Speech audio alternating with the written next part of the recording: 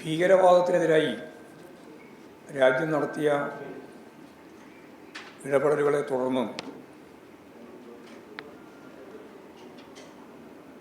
വലിയ ഉത്കണ്ഠയോടുകൂടി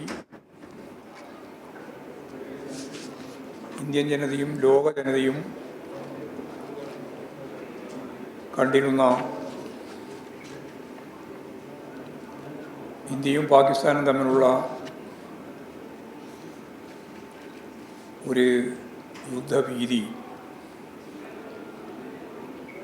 വെടിനിർത്തൽ പ്രഖ്യാപനത്തോടെ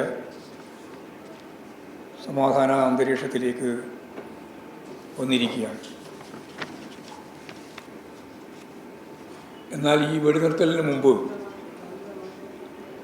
American president Trump തൻ്റെ ഇടപെടലിലൂടെയാണ്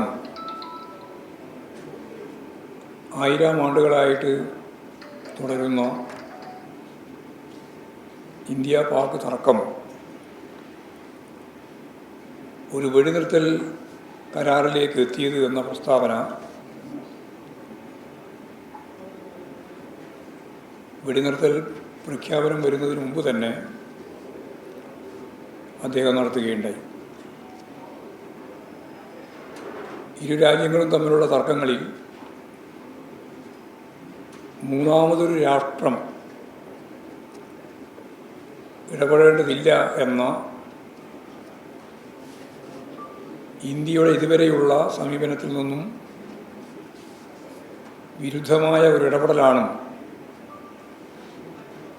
ട്രംപിൻ്റെ ഭാഗത്തുനിന്നുണ്ടായിട്ടുള്ളത് എന്ന് നമുക്ക് കാണാൻ കഴിയും.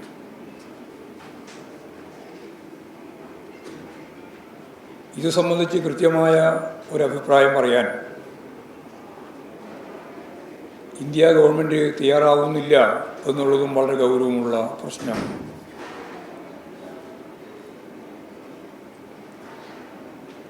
ചുങ്കവുമായി ബന്ധപ്പെട്ട പ്രശ്നങ്ങളും പ്രസ്താവനകളും ഇതിൻ്റെ ഭാഗമായിട്ട് വരുന്നുണ്ട്.